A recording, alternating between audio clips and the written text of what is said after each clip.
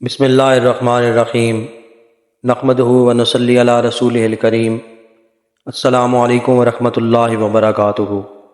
محترم سامعین کرام، ہر انسان کی یہ ایک خواہش ہے کہ وہ اللہ پاک کی ذات کا قرب حاصل کرے اور اللہ پاک کی ذات اس سے راضی ہو جائے اور اللہ پاک اس کے گناہوں کو، غلطیوں کو، لغزشوں کو معاف فرما دے۔ اللہ پاک کو جتنے بھی راضی کرنے والے اعمال ہیں ان میں سے ایک عمل ذکر کا بھی ہے کہ کیسے ہم ذکر کر کے اللہ پاک کے تقرب کو حاصل کر سکتے ہیں، اور ذکر کر کے کیسے ہم اللہ پاک کے قریب ہو سکتے ہیں۔ ذکر کرنے والے کے بارے میں اللہ پاک کیا ارشاد فرماتے ہیں، اور جب وہ ذکر کر رہا ہوتا ہے تو اس کے بارے میں اللہ پاک کیا ارشاد فرماتے ہیں۔ انشاءاللہ آج کی اس ویڈیو میں ان تمام سوالات کے جوابات آپ کو ملیں گے، اس لیے آپ نے اس ویڈیو کو آخر تک ضرور دیکھنا ہے۔ سامعین کرام، ذکر کے فضائل میں یہ حدیث مبارکہ سیاہ ستہ کی تمام کتابوں میں نقل کی گئی ہے۔ حضرت ابو ہریرہ رضی اللہ تعالیٰ عنہ سے روایت ہے کہ وہ ارشاد فرماتے ہیں کہ حضور اقدس صلی اللہ علیہ وآلہ وسلم کا ارشاد مبارک ہے کہ حق تعالی شانہ ارشاد فرماتے ہیں کہ میں بندے کے ساتھ ویسا ہی معاملہ کرتا ہوں جیسا کہ وہ میرے ساتھ گمان رکھتا ہے، اور جب وہ مجھے یاد کرتا ہے تو میں اس کے ساتھ ہوتا ہوں۔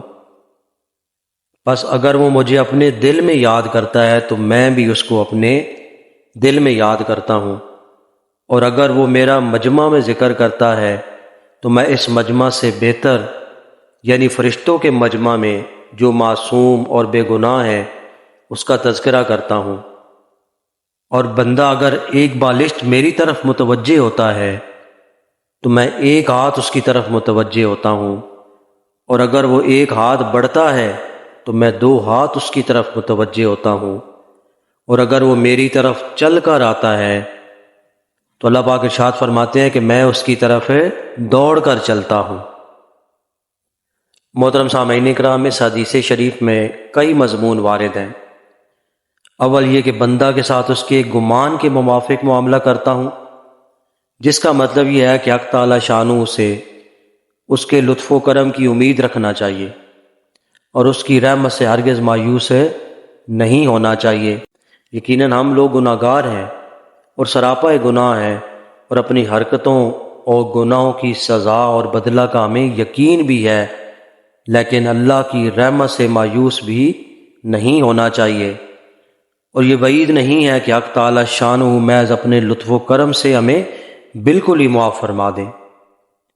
سورہ نساء میں اللہ پاک ارشاد فرماتے ہیں ان اللہ لا یغفر ان یشرک بہ ویغفر ما دون ذلک لمن یشاء، کہ جس کا ترجمہ ہے کہ حق تعالی شانہ شرک کے گناہ کو تو معاف نہیں فرمائیں گے، اس کے علاوہ جس کو چاہیں گے سب کچھ معاف فرما دیں گے۔ لیکن محترم سامعین کرام، اس میں ایک چیز ہمارے ذہن میں ہمیشہ یہ رہنی چاہیے۔ اللہ پاک قرآن پاک میں ارشاد فرماتے ہیں وَلَا يُغُرَّنَّكُمْ بِاللَّهِ الْغَرُورُ، اور نہ دھوکہ میں ڈالے تم کو دھوکہ باز،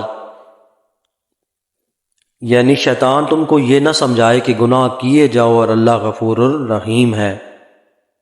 اس لیے ہر ممکن کوشش کر کے گناہوں سے اپنے آپ کو بچانا چاہیے۔ اور سامعین کرام، دوسرا مضمون یہ ہے کہ جب بندہ مجھے یاد کرتا ہے تو میں اس کے ساتھ ہوتا ہوں۔ ایک دوسرے حدیث مبارکہ میں یہ بھی آیا ہے کہ جب بندہ مجھے یاد کرتا ہے تو جب تک اس کے ہونٹ میری یاد میں حرکت کرتے رہتے ہیں تو میں اس کے ساتھ ہوتا ہوں، یعنی اللہ پاک کی خاص توجہ اس پر رہتی ہے اور اس پر خصوصی رحمت کا نزول ہوتا رہتا ہے۔ اور سامعین کرام، تیسرا مضمون اس حدیث مبارکہ میں یہ ہے کہ میں فرشتوں کے مجمع میں ذکر کرتا ہوں، یعنی تفاخر کے طور پر اس کا ذکر فرمایا جاتا ہے۔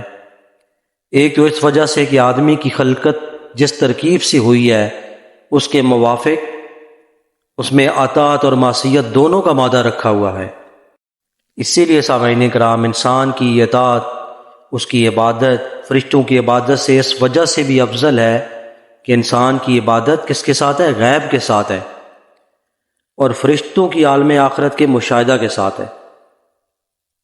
اس لیے اللہ پاک کلام پاک میں ارشاد فرماتے ہیں کہ اگر وہ جنت اور دوزخ کو دیکھ لیتے تو کیا ہوتا، اور اسی وجہ سے حق تعالی شانہ اپنے یاد کرنے والوں اور اپنی عبادت کرنے والوں کے کارناموں کو جتاتے ہیں۔